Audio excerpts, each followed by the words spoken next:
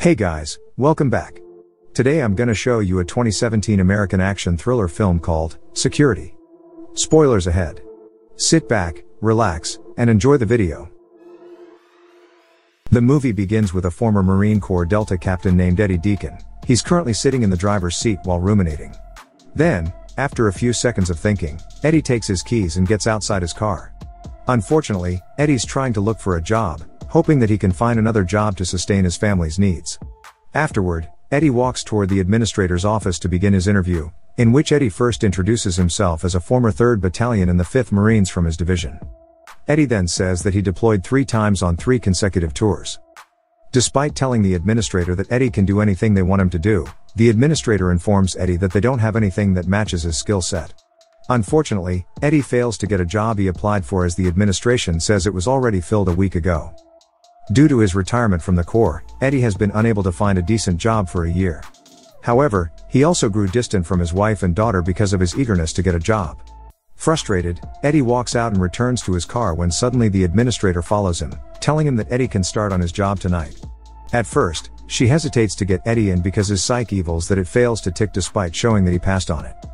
So, Eddie gives thanks to her as he gets the paper. Meanwhile, a U.S. Marshal reports about the vehicle they're going to use, saying it's all-wheel drive, armored, and serviced last week. Afterward, the U.S. Marshal convoys leave their security base to transport the little girl named Jamie.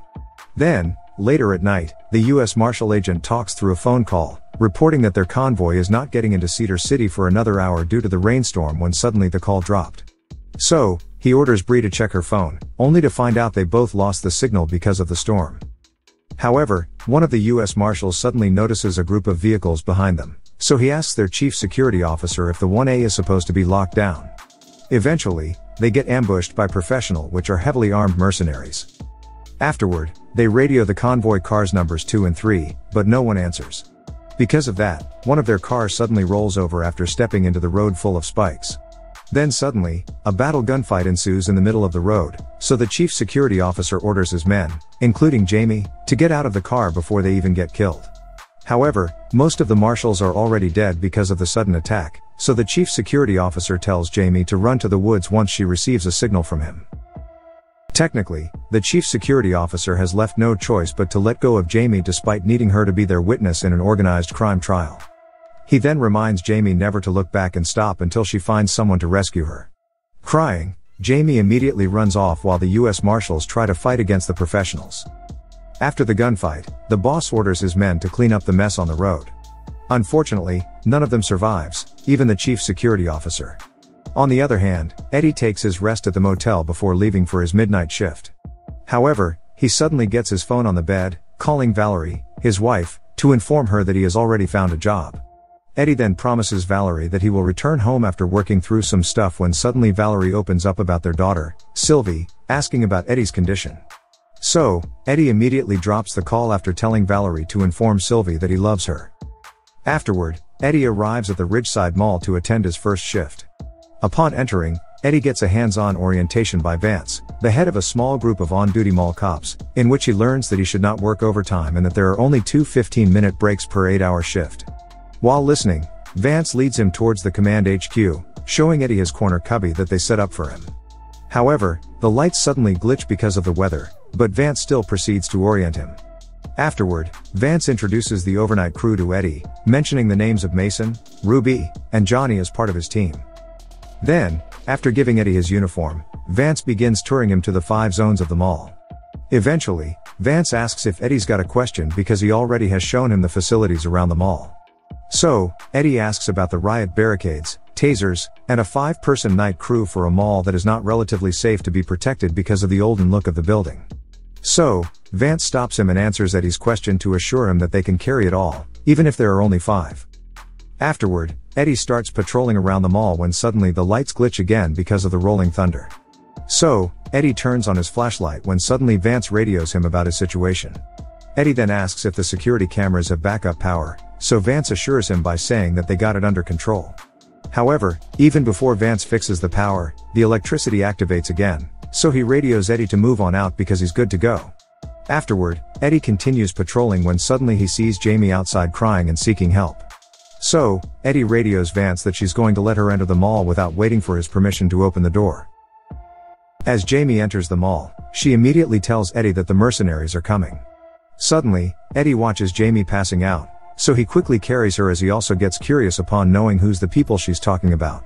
Afterward, Eddie brings her to the command HQ while ordering Johnny to call the police when suddenly Mason sees from the CCTV that a man is coming to the mall. Little do they know, it's the mercenaries' leader, Charlie, posing as her father to gain access to her. Unconscious, Vance orders Johnny to bring down Jamie when suddenly Eddie stops him from giving Jamie to Charlie. Eddie then says Jamie tells him someone is after her, assuming it's Charlie. But, Vance refuses to believe him and tries opening the door while Eddie starts interrogating Charlie by asking why Jamie's running away in the middle of the night. Later, Johnny arrives with sleeping Jamie as Eddie informs Charlie that she got cuts and scrapes on her arms but is still okay. However, Vance is still not done unlocking the padlocks, and Eddie's still trying to interrogate him. Because of that, Jamie eventually wakes up and frantically screams to get away from him. Instead of letting Charlie get Jamie, Vance immediately closes the door again, ordering Johnny to get Jamie. Unfortunately, the ruse subsequently fails to get Jamie from the crew, so Farrell brings a money box to offer them cash in exchange for turning Jamie over to them. The cash contains $1.25 million in unmarked and untraceable American currency, and Charlie tries convincing Vince to accept it, but Eddie stops him from letting Charlie in. Because of that, Charlie threatens Vance by letting Vance choose between two options, giving Jamie to them in exchange for cash to get rich or every last one of them dying horribly, and nobody will get rich. So, Eddie immediately orders Vance to step away, but Charlie is too eager to get Jamie. So, he gives Vance consequences once he steps back, saying that he knows there are only 5 cops in the mall armed with tasers and zip ties, and they have no cell signal or outside lines in the case that they haven't noticed. So, it would be hard for them to keep Jamie alive because they can't also keep the mercenaries out. So, Vance agrees and tries letting Charlie in when suddenly Eddie stops him by hitting his head against the door. Leaving him no choice, Charlie walks away to prepare to storm the mall. Afterward, Charlie orders his men to search and position themselves off the roads. Technically, Charlie sets a perimeter over the parking lot and all radios on the secure band. On the other hand, Eddie finds Jamie inside the mall and convinces her to trust someone like him. Eddie then starts talking about his daughter, the same age as her. However, Jamie appears with a gun pointing at Eddie's back, ordering him to get her some dry clothes and food. So, Eddie immediately takes the gun from her after Jamie lets him turn around. Afterward, Jamie says that Eddie should protect her at all costs so that she can give her trust to him. Luckily, Eddie deals with Jamie, and they go to the command HQ to let others know about Jamie's condition. Shocked, Mason realizes that Jamie's a witness from the case of 666, the gang. Mason then says that Jamie's father was the money man for a cartel until he got the brilliant idea to help the feds build a case against them. Because of that, Jamie's father got killed while Jamie witnessed everything that happened to her father. Jamie is supposed to testify against the people who killed her father. However, they suddenly see the mercenaries scattering through the CCTV all over the parking lot. So, Eddie and Vance take Jamie to a storage room to keep her safe, and Eddie gives her a radio to keep in touch with them, including a flashlight and water to keep herself hydrated while waiting. Before leaving, Eddie gives Jamie a key, ordering her to lock the storage room and never open it no matter what she hears. Afterward, Eddie and the guards watch the mercenaries disabling their cars through the CCTV. Frightened, Mason attempts to leave to save himself, but Eddie stops him and says his fear will get him killed because Charlie is an expert and a high-dollar contractor. So, Mason favors Eddie to reveal his plan so he can take action and gets home safely after taking them down. Afterward, Eddie and the guards begin their plan by letting Mason and Johnny team up as they make other traps to defend them all. Technically, Eddie plans on using available weapons to protect themselves. On the other hand, Charlie signals Farrell to attack while one of his men attempts to destroy the door by crashing the car. So, Eddie begins throwing their first weapon, the gas, to fire the door so that Charlie and the mercenaries won't be able to enter. Afterward, they all return inside when suddenly Vance gets attacked by Farrell and almost gets himself killed, but Ruby eventually saves him. Afterward, Vance explains what's going on by telling her they should buy Charlie and the mercenaries a time and take as many of them as possible. Then, after sharing his idea, Eddie orders Ruby to hide in the perfume store while Vance will go to the kitchen wares as they will be the first line of defense. As for Mason, Eddie puts him in the home and garden store to be the lookout while Johnny is going to make homemade bombs. Luckily, Eddie and the guards succeed after killing quite a few mercenaries upon entering the mall with Charlie, who occupies the command HQ. However, Ruby gets mortally wounded while aiding Vance's escape, allowing the 3 mercenaries to shoot her. On the other hand, the outside sniper reports to Charlie that a county sheriff is turning off the highway. So, Charlie orders his men to hold their fire as they find a company outside unless somebody tries something dense. Meanwhile, Eddie signals Johnny to turn on his flashlight to signal the county sheriff outside when suddenly it gets broken. So, Johnny makes his move and ignores Eddie's order. Because of that, the sniper shoots and kills Johnny after seeing him open the food court door. Frustrated, Charlie finally makes his move after watching Eddie and the guards, including Jamie, escape from a particular mall area. Eventually, Mason reports the U.S. Marshals are arriving at the mall, so Eddie immediately checks out its location when suddenly the U.S. Marshals make him drop his knees to surrender and ask Jamie's whereabouts. Afterward, Eddie radios Mason to bring Jamie down to the U.S. Marshals as Vance teaches her to run as quickly as possible while aiding their exit. However, Eddie suddenly realizes that it's the mercenaries, not the U.S. Marshals, after noticing a telltale tattoo on their necks. So, Eddie radios Jamie with his signal to stop running because it's not the rescuers. Fortunately, Eddie kills all the mercenaries but fails to save Mason from getting killed. Technically, Jamie's going to find a place to hide and start yelling so that he can lure them out while she starts making a call to the police and waiting for Eddie to get her. Afterward, Eddie radios Jamie to tell her to be quiet and brave because they are all over the mall.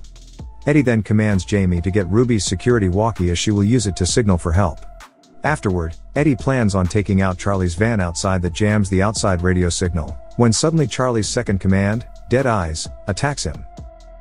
Luckily, Eddie uses a motorized trike, allowing him to be faster than Dead Eyes, but he suddenly gets stopped from riding it as Dead Eyes jumps over. So, Eddie ensues a fight against Dead Eyes and escapes after he quickly gets the motorized trike again to move out.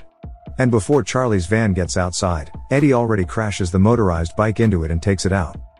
Afterward, Eddie radios Jamie when suddenly the sniper shoots him from the back, so Eddie immediately moves out and takes the gun from Vance's car, finally killing the sniper and Dead Eyes. On the other hand, Charlie tries to find Jamie inside the mall, telling her stories by saying he gets abandoned by his father. Eventually, Charlie reveals that Jamie's father favors him to look after Jamie in return for her silence and for not letting herself be a witness in the criminal trial. The movie ends with Jamie briefly escaping when suddenly Charlie finds her. But luckily, Eddie already arrives despite staggering due to his wound. So, Charlie immediately grabs Jamie's neck to be his hostage, then tells Eddie that he should turn a blind eye and take the money. Upon raising the gun to Eddie, Jamie eventually plans to discreetly make a move by shocking Charlie with a taser Eddie gave her. Because of that, Eddie successfully shoots Charlie in the head and kills him. Afterward, the police finally arrive and take Jamie to safety. But even before Jamie comes with them, she suddenly embraces Eddie. Fortunately, Eddie sees Vance taking him into an ambulance after surviving his injuries. Then, the following day, Jamie visits Eddie in the hospital to thank him and says his daughter is lucky to have him as a father. Luckily, Jamie finally returns home with her uncle while Eddie gets reunited with his wife and daughter. Thank you for watching. Subscribe for more videos like this to help the channel out. Have a nice day.